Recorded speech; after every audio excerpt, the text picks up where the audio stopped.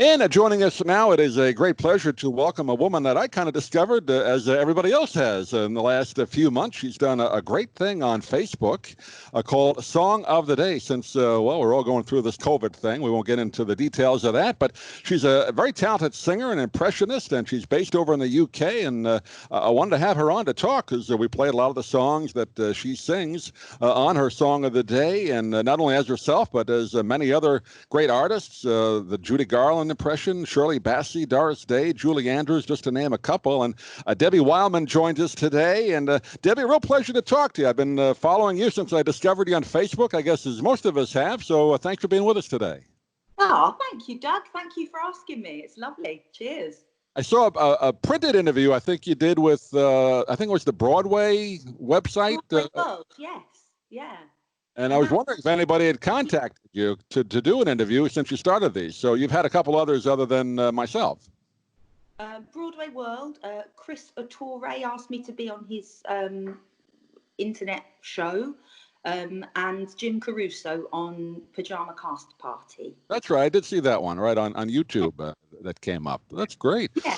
So let's just start a little bit. You started the Song of the Day. This is up, I guess, as we do this today on Saturday, June the 27th. This is day 99, right? It is. Wow. Well done. Yes, it's going to be day 99 today. To learn 99 songs is an accomplishment in itself. Yeah. When I started, I didn't really think forward about how many I'd do or anything really. So yeah, I don't think I really expected to be still doing it now, but it's cool. Yeah. I don't think we expected this to last this long, but thankfully you're one of the people on the internet. A lot of I've seen musical artists doing what you're doing, at least live performances or recorded songs. So what was the first time you said, well, I'm going to do something on the internet?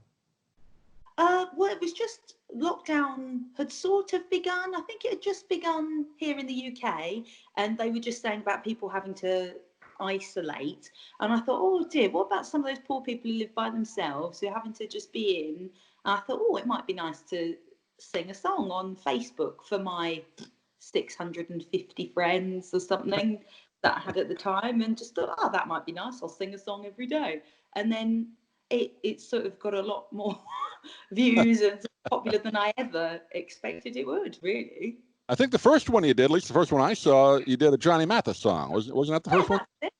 Yeah, that was the first one. Misty, yeah. Misty, right.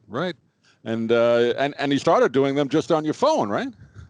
Still am, yeah. That's just what I've done still the on phone. my phone, yeah. And I got slightly more good.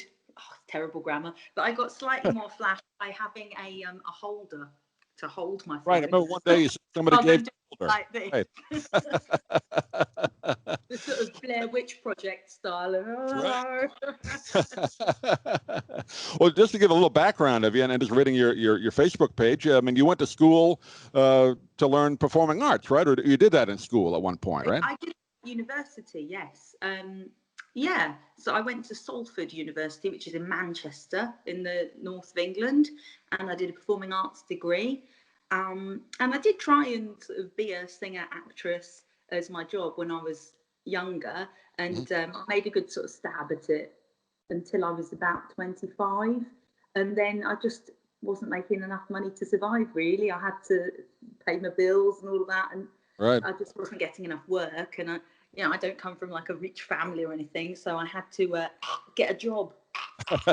And, as we all have at times, yes. Yeah. So I had to work, and so then I just sort of, real life took over, I suppose, and I gave it up. Really, I still sing. I'd sing for fun and like maybe do a couple of weddings or whatever. But I hadn't done anything professionally for like, I don't know, 11 years, something like that.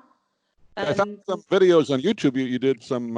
You did a lot of rock and roll singing early on, right? Is that right? Yeah, I've done a mixture. I mean, but before that, I was in a jazz band because I sang with a jazz band that I used to sing at Quaglino's restaurant every weekend, every Friday and Saturday when I was 17 with a jazz band. And then I found out later that's where Judy Garland had her 5th wedding reception. Oh, right. Final marriage the Mickey Beans, she had the reception at Coglino's. So Yeah. I only knew that after I'd sung there every weekend for a year, and I was like, oh, hey. So that was, but I was already into all that stuff anyway. My nana introduced me to like Judy Garland and Marilyn and Frank Sinatra. I mean, my dad likes Frank Sinatra as well, but it was my nana that sort of got me into those artists, really. So when this jazz band, I worked in a record shop when I was a teenager on the weekends, and this guy said, oh, our singer's not going to be there and we've got a gig at Coglino's. You can sing, can't you? And I was like, yeah. Do you know Frank Sinatra stuff? I was like, yeah. Do you know Judy Garland? Yeah. Julie London? Yeah. So I just did it, and then they got rid of their singer. And I was there till I went to university. And then I did some more rock and roll-y type stuff. Yeah, all sorts. Your dad is a rock singer, right? Your dad a rock singer, from what I've seen in your videos? Yeah. He has his own band. He's in a psychedelic rock band called the Bevis Frond, and that's his job. That's what my dad does. Right. And the singer, songwriter, and guitarist of the band. Oh, great. I was going to ask you, because, a young person, I myself kind of got into this music growing up in New York. A radio station played like Sinatra and those kind of singers, and my parents were older parents when they had us, so they had the records. So that's how I got into it. I was going to ask you, how did you get into this type of music? But I guess you sort of answered that a little bit. Did you hear it on the radio over there in the UK? Oh, yeah, sometimes. I had a lot of music just open to me, like all of my dad's records or whatever. He's always said, whatever you want to listen to, just listen, so long as you're careful with the vinyl. Right. I could listen to whatever I wanted, and he had some Sinatra, and he loves buying lots of vinyl, and I've always had a record player, so we'd go off together and go to record fairs or whatever, and I got really into that type of music, so you can in the pound, I guess $1 bins or like £1 bins, and you'd be like, oh, I'll have that Nat King Cole. Oh, I'll have that Peggy Lee. I've got a big collection just because I've just really loved the style, the vocal quality. Yeah, I think they're great. I've had a chance to talk to the sons and daughters of some of them. Frank Sinatra Jr. I had a chance to talk to, and Dean Martin's daughter Dina's a good friend. So it's kind of fun to hear the stories about these great artists. What they did. Oh yeah. I think they're brilliant. They've got such charisma as well as the talent as well. Well, let's talk a little bit about the one impression that you've done several of, and I think that's gotten enormous response, is the one for Judy Garland. Now, obviously. Yeah. You're younger than I am, and she was kind of before my time, but I just remember seeing her on TV, obviously Wizard of Oz, and then some of the variety shows that you can watch on YouTube. But how did you get interested in Judy Garland? That was my grandmother, my dad's mum. She first showed me. I used to go around to her house a lot. We were very close. I was an only grandchild, and we'd have like film days because she loved all that stuff. And we'd put a video in. She'd go, "This is a good one, darling," and put a video in. And Easter Parade got me. I was about, I don't know, 7 or 8. And that was the first one I really saw. I didn't see Wizard of Oz until I was a bit older, but it was Easter Parade, and I was just like, this is brilliant. And I knew Fred anyway, because she loved Fred Astaire, so I'd already watched all the Fred and Ginger ones. But when I saw Easter Parade, I was like, oh, now this is another level. Yeah. And Judy, I adored in it, and I can't tell my left from my right, and in that film she can't either. I just thought she was brilliant. She was fun and sort of had that comedy element to her, as well as being a fantastic singer and dancer. It wasn't just the glamour; she was like funny as well, which I really liked. And so we watched a lot of those films together. She showed me I could go on singing as well for the first time on. I saw that movie when I was a kid, and I didn't know a lot about her background, but that movie has a lot of her real life in it, apparently. Yeah, I think her and Dirk improvised quite a lot of the dialogue because they didn't think much for the original script, and they sort of improved it together. Yeah, kind of a singer that's going through a lot of personal problems, and obviously Judy had those even at that time, and I guess 61, 62, whatever that movie came out. So yeah, but, I think, and you a few songs from that movie, right?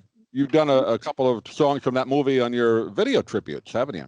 Yeah, I've done By Myself and I Could Go On Singing, which I was lucky enough to have Billy Stritch record me a backing track for, because I didn't have enough backing tracks. I sort of ran out of them. Right. I put a little plea on Facebook. Anyone could maybe record me a backing track or two I so saw I could that, do yeah. some more. And I wasn't expecting Billy Stritch to say, I'll do I Could Go On Singing for you. I was like, okay, yes, please. You did not know Billy before? No, Oh, okay. no. Met him through Facebook just from doing these videos, and we'd been working on a project together which came out, the song that we did called Since You Left New York. I But want to that ask was all you that. Yeah, great song. It's lovely, isn't it? Him and Sandy Knox wrote that, but he and Sandy had only seen me through these videos I've been doing. Okay. It's very nice. Never with, met or talked to them. he worked with before. Liza Minnelli for years, Billy Stritch. He was their accompanist. Yeah. Yeah, I know. And Jim Caruso. I realised I'd actually seen Jim Caruso in concert when I saw Liza in Manchester years ago. Oh, you saw her concert? Yes, yeah. I've seen Liza twice live. Yeah. Yeah, great talent. And well, now the Judy Garland impression, this is what struck me, again, as a younger person yourself, and even before my time, I used to remember seeing the variety shows that she did, or the clips that she was on Jack Parr, and she was kind of a little tipsy, and you got that voice down. Is that where you picked up the talking voice of Judy? It's from a number of things. You know, it's not just there, but all over. I try to mix in a little bit of, things that she said actually into what I'm saying when I can, It's just from, I'm an avid fan, really. I've got all her. Oh, you do it with love. That's not a criticism. You do it with love, but it's kind of the Judy Garland on the talk shows where she was kind of very entertaining, but maybe a little bit off.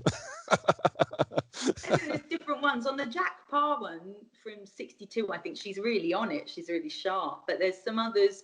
I don't know. She's always great. She's always great. Oh, and great entertaining. But even Jack said, she had a couple times before she stage. So yeah. But I was just amazed that you got the talking voice down, and I've never heard any other impression of Judy that got the talking like that. The singing, obviously, as well. Yeah, so it's great. Thank you. Now, the singing voice, obviously, I've never heard anybody else capture that kind of vibrato that you have. Is that difficult to do? Oh, I don't want to sound like a big head, but not really. Yeah. No, I luckily, I'm able to do it without much effort, I suppose, because I've got a vibrato now. Yeah. I just wondered if there was a strain on your voice, because the way she sang, nobody else ever sang like that. No, it's not a strain at all. Yeah. No. Other singers, like, I guess I did a Janis song. Janis I love Janis Joplin. That was a bit of a strain on the old vocal cords. Right. And some of the Shirley Basseys and stuff, or Barbara Streisand, when I did Don't Rain on My Parade, she's naturally got a slightly higher voice than me. So that was a bit, I think because I did a few versions of that. I do record them live, but I maybe do, it depends how it goes, but I'll maybe record it 2 or 3 times and choose my favourite one or something like that. And I did about 3 of Barbara because I included props, and that always tends to mess things up when you've got a prop. And you're like, oh no, my hat fell off, or oh, I picked up the boat instead of the train, or whatever.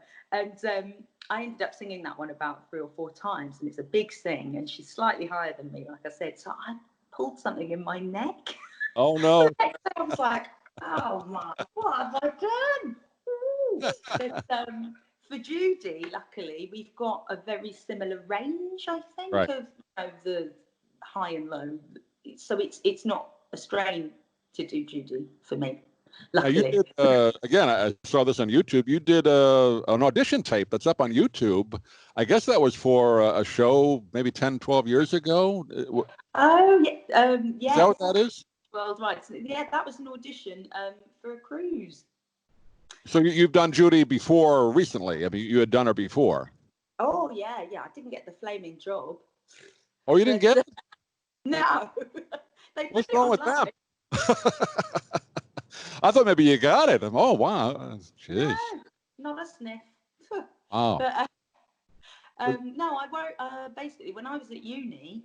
I did a performing arts degree, and at the end of my degree, you could either do a thesis that was, I can't remember now, 20,000 word essay, or you could put a show on. right. Obviously, I chose to put a show on, Sure. and you can do anything you want. So I thought, I'll write one about Judy Garland, because I'd always wanted to sing those songs, and I used to do a Judy Garland impression, like for my grandmother and stuff when I was little, like about 12. And I thought, oh, that'd be fun. So I wrote a little one-woman show about Judy for my degree. So that's how sort of that had come about. Okay. Yeah, I thought maybe that was you got the gig. I mean, what was wrong with them? I hope they went out of business. And that was a younger version of the Judy you did. It's grown. Oh, It's grown to the older Judy. I mean, the older that later on Judy that you do now. yeah, well, I was sort of trying to do later on Judy then, but I think I've actually got a bit better because I'm nearer her age, I guess, now, Right. and my voice has matured a bit and stuff like that. I think, without meaning to sound like a big head, I think that Yeah. I'm better at doing it now than I was in my 20s. Let's talk a little bit about it. We'll get to some of the other impressions. How do you put this together? I think a lot of people out there are interested. You say, do you go through the song 2 or 3 times, or how do you decide on what song you're going to sing each night? It sort of depends on the song, really. If it's one that I know well, that I've sung around the house loads, or maybe if you go to a karaoke bar, you go, oh yeah, I could do that one or whatever. If it's one I've done loads of times, I don't tend to practice it. I'll maybe have it on in the day, but it depends. But there's some where people have suggested songs and said, oh, could you do this one? This is a really good song. And I've been like, Right. oh yeah, that's good. So then I've learned some for the evening. It just depends on the song, really. Right. Sometimes I think, oh, I'll do that day, but usually I haven't got much of a clue. And at about 3 o'clock in the afternoon, I'm going, what can I do? Oh no, what am I going to sing today? But then there's been other times where it's somebody's birthday or something like that, where I'm like, I'll do one of their songs today. It's a mixture, really. Yeah, it depends on the song, how well I know it, and if I'm trying to sound like someone or if I'm just singing it as me. Because if I'm trying to sound like somebody, then I will practice more in Right. the day. But I don't get much chance to do that much because I have a 2.5-year-old whose Your daddy is daughter's looking. made an appearance a few times, right? Yes. Yeah, he's looking after her in the other room. But my husband's working from home at the moment, so Right. he's upstairs working, and it's me with a 2.5-year-old from about 8:30 to about 7 in the evening. So I Right. don't get much chance to do much stuff. I'm either watching Miraculous Ladybug or painting stones Sure. or whatever. Well, and again, for people that haven't seen Debbie, she also does, you do the makeup, you do the wig, you do the costume, you do a little production. You had the little train with the Barbara Streisand. I mean, you make it a lot of fun, and people have responded. I see the comments on there. You get hundreds of comments. Yeah, it's lovely. Yeah, really, really nice. Yeah, that's lovely to see. Yeah, and surprisingly, very, very few nasty ones. But I can't imagine anybody would do nasty, but I mean, it's unbelievable, and the amount of views you're getting on there. It's amazing how Facebook has helped. I guess people share it. I guess that's how people yeah, get the I guess. yeah. Yeah, Yeah. yeah, You kind of started it for a fun thing, but yeah. do you have any ambitions to maybe put some shows together? I know you have a daughter to raise and all that, but maybe do some weekend gigs. Are you looking at that? I'd love to. Yeah, when gigs start happening again, Sure. I'd love to do some stuff. Yeah, totally. I love singing live. Um, yeah, definitely. I mean, I don't know what's going to happen, with everything, but Yeah. definitely I do stuff. Yeah, I know you just from the comments people have said, a lot of people have written and said, you got to do a show, you got to do Judy Garland's Carnegie Hall concert. I mean, you just have that alone you could do. Wow, that would be amazing. Yeah, that would be great. I'd Have love you to always sing been able to do voices? Have you always been able to do voices? I mean, you mentioned you did Shirley Bassey, great Shirley Bassey impression. Doris Day is the one I saw first that you did. That was unbelievable. Really? Nobody's ever done Doris Day before that I've seen. That was great. thank you. Did it Yeah, come great. naturally to you? You hear it once and you can kind of get it? I guess, yeah, I don't know. I've always been good at doing impressions. Like the first time I ever sang in front of an audience, I was 11 or 10. It was like my last year of primary school, and we did like a sort of talent show. The school you could put on a little thing for all the parents, you know. Right. And we chose to do a show. I don't know if you got it in the States, called Stars in Their Eyes. You know, when Sure. Yeah, right. public can sing as their favourite artist and they sort of Right. dress them up. We did a version of that at my primary school for fun. We thought, this will be a good idea. And I decided I'd do Cher. Because okay. I could do quite a good Cher when I was 10. And because my dad's a musician, he made me a backing track in his home studio. And I did a little tiny bit of the Shoop Shoop song when I was 10. Oh, right.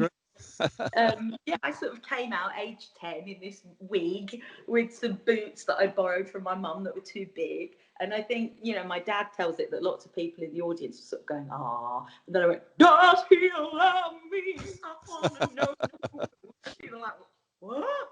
So, I've always done voices and stuff. Bit of a class clown. I used to do Edina from Absolutely Fabulous, you know, Jennifer Saunders. Yeah, darling, sweetie. Mama wants wine, darling. That sort of thing. But yeah, I've always done silly voices, I suppose. I interrupted you before. I mentioned Shirley Bassey. Great Shirley Bassey. Can you do her talking for a second? That's great. I can do a little bit of Shirley, you know. She's sort of talked out of the side of her mouth, and she's got this very expressive face, you know. I can do it like that. But it's the singing of Shirley that's a lot of fun. But my mum is from Cardiff, like she's Shirley. Welsh. Yeah, right.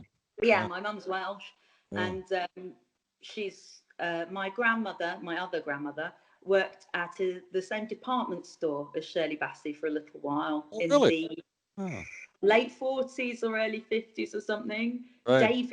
David Howells or something, I think it was, in Cardiff. She's still going strong, right? I think she's still working, Shirley, isn't she? I think so, yes. Still working. I saw her live with my not Welsh grandmother, I don't know, about 10 years ago. Yeah. We went in a stretch limo to Wembley to see Shirley Bassey. Really? Other voices, you did a wonderful Julie. Nobody's ever done a Julie Andrews before that I've heard from a song, a pretty song from Sound of Music that nobody really sings much. That was a nice video you did with her, about her. Oh, thank you. Yeah, that's my favourite one from The Sound of Music. I'd never tried doing a Julie Andrews before. Oh, you never did it before? No, I love that song, and I used to sing it around my university flat with my flatmate Ross. Oh. He'd be the captain and I'd be Julie Andrews. But I've never done it in front of anyone before, really. I've never tried. And I thought, ooh, I'll have a go. And yeah, that was surprisingly. You got it down. That was great. And of course, Vera Lynn, who was a great British singer, passed away. 103. I didn't realize she was that age. Yeah. You did a nice tribute to her. You did two, actually. One about a month ago and one after she passed. Yeah. And I'd done another one of her songs, but not necessarily as her before that as well. So I've actually done 3 Vera Lynn songs. Yeah. But yeah, she was very good. And I like that she was, if you heard her talk, she's still got a real London accent. She was going, oh, yeah, well, I went down to see the Queen. And you don't expect it when you see this sort of, you know, blonde singer. Yeah, well, in a war, I went out to Beijing, or wherever she went, I don't know. But yeah, I like that she never lost London during accent. World War II, those songs were very important, not only to the UK, obviously, but America as well. So they were important songs. Yeah. Yeah, very much. And that's, when she died a couple of weeks ago, that's when I, for the first time for ages, I actually got a bit emotional. And I saw that, yeah. I felt like a bit of an idiot, but no. If you feel it, don't you? You know, I was thinking about war and about her, and then Anybody who served during World War II, my dad was in World War II, so now that was important songs. Well, we mentioned before Billy Stritch, and you did a duet with him on the song "Since You Left New York." Talk a little bit about that, and it's a wonderful song, kind of a jazzy blues song. But talk about how you put that together.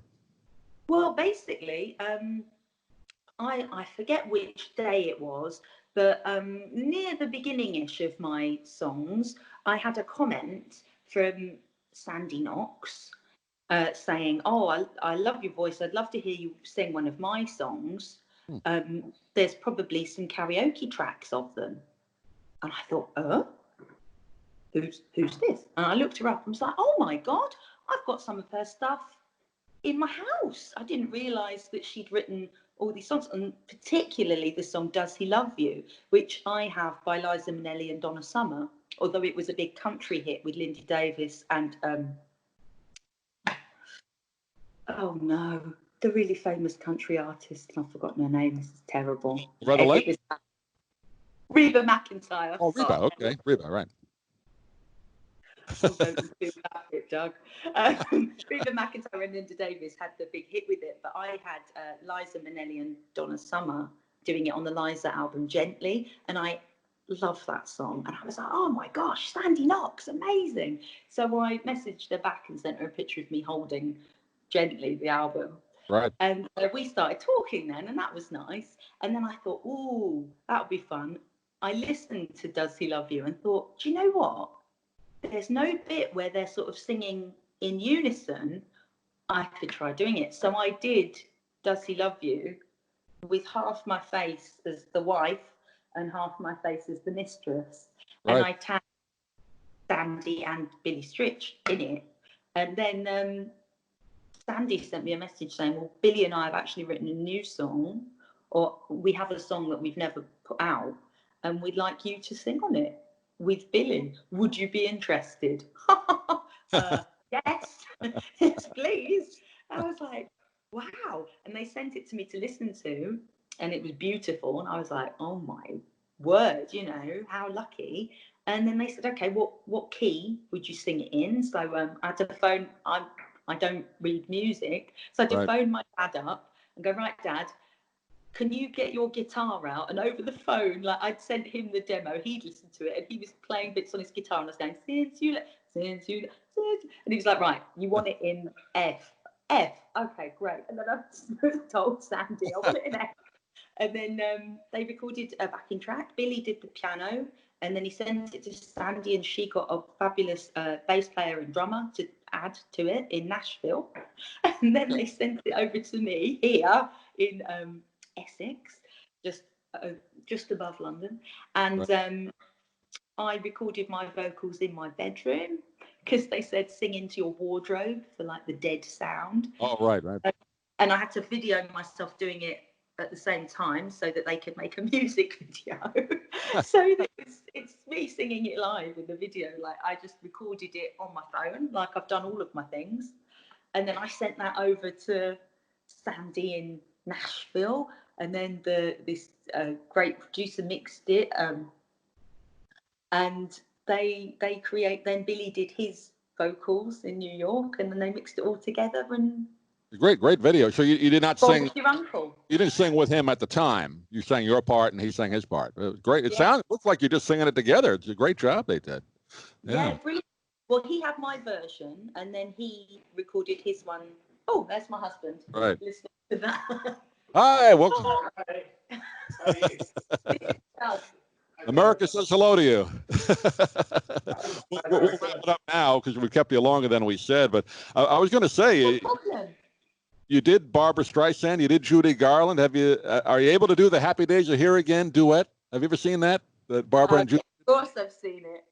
Can you do that? It's probably required to record it twice, but that would be great if you could do that. Yeah, I'm not very technical. Maybe that's one because after 100, I'm going to go down to doing 3 a week. I saw that, yeah, which I don't blame you because you got a life you got to live. Even though we'll enjoy it. Yeah. But like I said, that gives me a bit more time to like practice and do stuff that's a bit more, that I haven't done before, or Right. a bit more elaborate, I suppose. So, Yeah. you know, I was thinking of that because I didn't know you did the Barbara until you did singing my, Rain on My Parade a couple of weeks ago, which was great, by the way. So if you could do both of those together somehow, I guess you got to do one and then record the other one and sing and with it. Play them at the same Play them at the same time. Just a thought. I don't know. I'll try. I don't know. I'll have a go. But we've been talking with Debbie Wileman, again, Song a Day on Facebook and YouTube as well. You got a YouTube channel. I know you started recently. And again, you get a great response. I imagine people all over U.S. are commenting, so that must make you feel good. Oh, it's lovely. Yeah, it's really nice. And there's been people phoning me and contacting me that I feel like are now my friends, even though I've never, like, I mean, I know that everyone's friends on Facebook, but there's people I genuinely like. Yes. And it's like, oh, that's so nice. Yay. And people have chatting on the phone to some people, and although we've never met in person, it's like, oh wow, they're really nice. What a great thing. And I know the internet can get a lot of stick sometimes, and people go, oh, trolls and all that, but really, I mean, about 99% of what I've had from it personally has been fantastic, and it's such a nice thing, to meet people like yourself, Doug. It's really nice. I think it's great. That I'll be talking to a lovely man in Sarasota today. It's crazy for me in a really nice way, Like, well, I think what you're doing is you're helping people that. And he's in New York, and he went out with Lorna Luft when she was a teenager, and he said, well, I met Judy a few times, and I was chatting to Larry Russell, he's lovely, and Ty Jeffrey I only met through Facebook, and he's a lovely guy that we've really got on, and he's written some songs that I've performed, and it's all from this. It's just really nice.